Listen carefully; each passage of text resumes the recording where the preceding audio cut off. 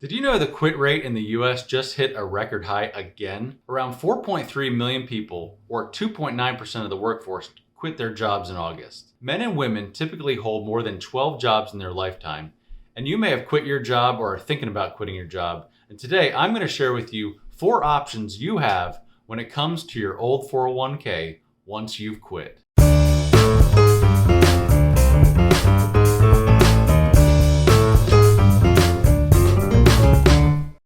Before I launched intelligent investing almost 5 years ago, one of my favorite books was Quitter by John Acuff. In the book, John talked about closing the gap between your day job and your dream job. He mentioned having side hustles that provide some side income before actually quitting your day job. He mentioned setting aside a rainy day fund to provide some income when you were ready to start pursuing your dream job.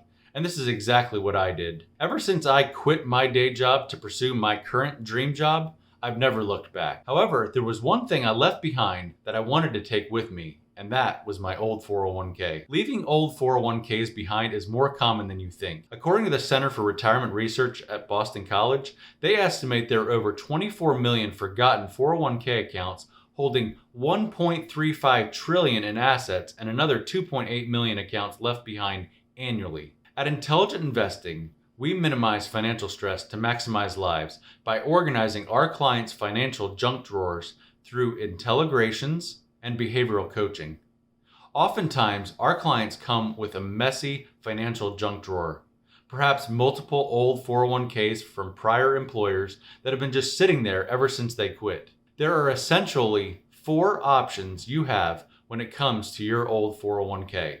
First, leave the funds in your former employer's plan. One of the problems with leaving the funds in your former employer's plan is that as humans, we are susceptible to what's called status quo bias, which means we tend to prefer things to stay as they are. And the problem is that you may want to consider rebalancing those assets to align with your overall goal or plans. By not rebalancing, because you're just leaving it there, you're potentially increasing your risk unnecessarily, and if you leave them at your former employer, there may not be as many investment options in their investment lineup compared to rolling over your 401k to a rollover IRA. Also, money left in the former company's plan cannot be used as a basis for loans. Second, move the funds to a new employer's retirement plan. You'll want to compare the investment options of your old and new employer as well as expense ratios. Most of the time, an employer is not well versed in retirement plans and may not be able to help you easily transfer these old 401ks to a new 401k.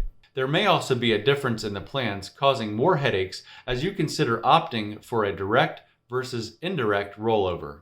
Third, cash out your old 401k and take a taxable distribution from the plan. Be very careful with this option. You'll want to discuss this with your financial advisor or CPA because cashing out your old 401k can have tax, penalty, and interest consequences depending on your age and circumstances. And finally, the 4th option is to consider rolling the funds into an IRA rollover account. Oftentimes, it may be best to consider rolling the funds into a rollover IRA account to provide you with more investment options, but it truly depends on your circumstances. We would love the opportunity of helping you organize your financial junk drawer and discussing your options with you, and encourage you to visit our website to schedule a complimentary coffee or conference call.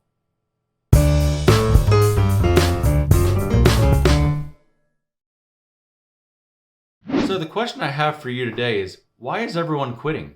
I've talked with many other employers and the answers I received were all over the place. I'd love to hear your thoughts and encourage you to comment below. Thanks so much for watching.